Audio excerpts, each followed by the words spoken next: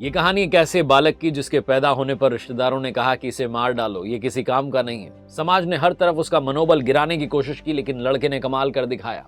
आप देख रहे हैं लर्निंग सीरीज सीखोगे नहीं तो जीतोगे कैसे। 7 जुलाई 1991 को दामोदर राव और वेंकट मां के घर एक बच्चा पैदा होता है, जिसके पैदा होते ही समाज के लोग, आसपास के लोग कहते हैं कि ये तो अंधा है, जन्म से अंधा होना तो पाप होता है, ये तुम्हें जिंदगी भर दर्द देगा, इसे मार डालो। लेकिन माता पिता किसी शुभ चिंतक की नहीं सुनते। वो दौर था जब इनके माता पिता सिर्फ 1600 रुपए कमाते थे। माता पिता को भरोसा था कि ये बच्चा ऊपर वाले का भेजा हुआ तोहफा है और जीवन में करिश्मा करके दिखाएगा। उस लड़के ने करिश्मा किया और करोड़ों की कंपनी खड़ी कर डाली।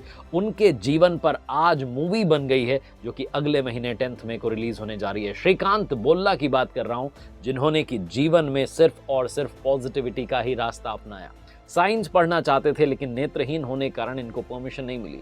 इन्होंने भी हार नहीं मानी, कोर्ट केस किया और आखिरकार देश के पहले नेत्रहीन बने जिन्हें 10th के बाद में साइंस पढ़ने की परमिशन मिली। वो श्रीकांत जिन्होंने भेदभाव महसूस होने पर अपनी सरकार को कोर्ट में खड़ा कर दिया। वो श्रीकांत जिन्होंने दिवंगत प्रेसिडेंट एपीजे अब्दुल कलाम साहब से वादा किया था कि मैं पहला विजुअली इंपेयर्ड प्रेसिडेंट बनूंगा। बड़ी बड़ी कंपनीज के ऑफर ठुकरा दिए और खुद भारत में आकर के अपनी कंपनी बना दी।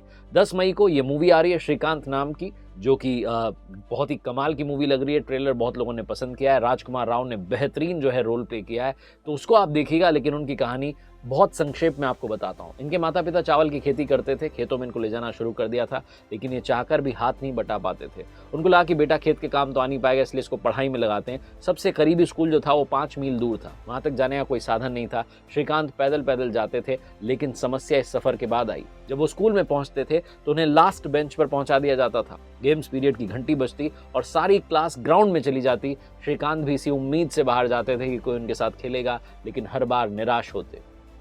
वो अपने इंटरव्यूज में बताते हैं कि कच्ची उम्र में उन्हें अकेलापन खाने लगा था और वो चाह करके भी कुछ कर नहीं पा रहे थे। जब माता पिता को उनका हाल पता चला तो एक स्पेशल स्कूल में उनका दाखिला करवा दिया।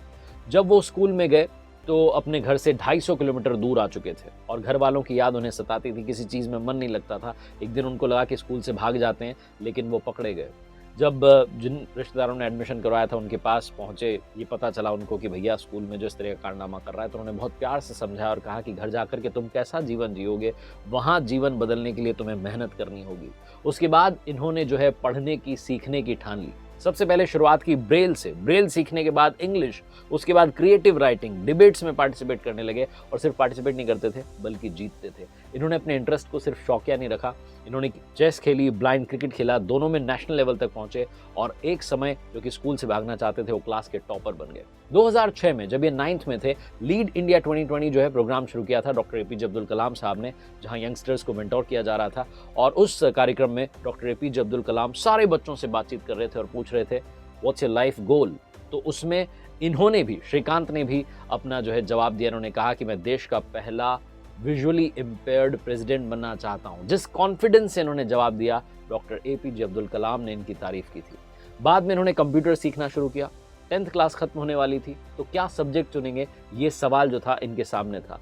इन्होंने 10th में 90% स्कोर किया था और ये आगे की पढ़ाई के लिए साइंस लेना चाहते थे।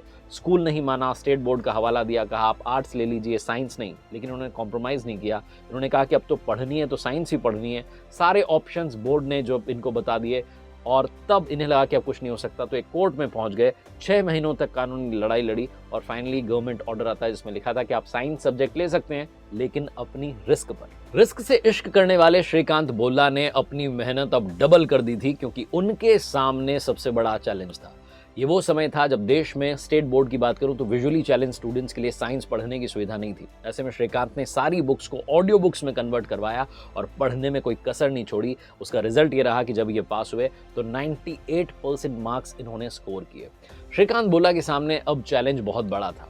इनकी कहानी में एक ऐसा ट्विस्ट आने वाला था जो इनको भी नहीं पता था। इन्होंने देश के बड़े बड़े इंजीनियरिंग कॉलेजेस के फॉर्म भरे, IIT, बिट्स, लेकिन जवाब कहीं से भी नहीं आया। सब में बस एक रिप्लाई आता था, एक चिट्ठी आती थी जिसमें लिखा था कि क्योंकि आप देख नहीं सकते इसलिए आपको कॉम्पिटिटिव एग्जाम में बैठने नहीं दिया सकता। इनको बहुत बुरा लगा, लेकिन हताश नहीं हुए। इन्होंने सोचा कि IIT मुझे नहीं चाहती तो मुझे भी IIT नहीं चाहिए। इंटरनेट पर उन्होंने बहुत सारे ऑप्शंस खोजे, बहुत सारे विकल्प खोजे और ऐसे ऑप्शन ढूंढे जहाँ इनके जैसे बच्चों की पढ़ने की सुविधा हो। अमेरिका के कॉलेजेस के बारे में पता चला, वहाँ के MIT यानी कि मैसेच्यूसेट्स इंस्टीट्यूट ऑफ टेक्नोलॉजी ने इन्हें स्कॉलरशिप ऑफर की और ये मैसेच्यूसेट्स इंस्टीट्यूट ऑफ टेक्नोलॉजी का जो इतिहास था उसके पहले इंटरनेशनल ब्लाइंड स्टूडेंट बन गए। इन्होंने चाहे पढ़ाई अमेरिका से की लेकिन बदला इन्होंने भारत को। जब ये वहाँ पढ़ाई कर रहे थे तो टॉप करते चले जा रहे थे, इनके पास में बड़े बड़े जॉब ऑफर्स आए थे और सब लोगों को लगा था कि अब तो ये वहीं रहेंगे, वापस शायद ही भारत आएँ। लेकिन ये कहते हैं कि कब तक एक डिसेबल्ड बच्चे को जो है क्लास की आखिरी सीट के लायक समझा जाएगा। भारत की 10% आबादी जो कि डिसेबल्ड है वो क्यों उसकी इकोनॉमी में कंट्रीब्यूट नहीं कर सकती,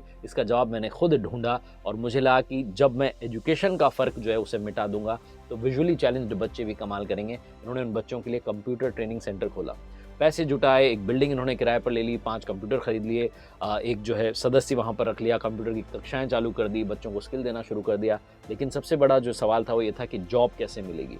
तो फिर इन्होंने जो है कुछ लाख रुपए जमा किए, कुछ फंडिंग की, उसके बाद बुलांट इंडस्ट्रीज लिमिटेड नाम की एक कंपनी खोली जो कि इको फ्रेंडली डिस्पोजेबल प्रोडक्ट बनाती थी और पूरी तरीके से रिसाइकिल किए गए कागज से बनते थे। ये हमेशा से सोचते थे कि जीवन में कुछ ऐसा करना चाहिए जिससे लोगों को जॉब मिले और इसके लिए इन्होंने वो जो छोटी सी कंपनी की शुरुआत की थी जिसमें लोगों के खाने पीने के सामान की पैकिंग के लिए कंज्यूमर फूड पैकेजिंग ये कंपनी थी।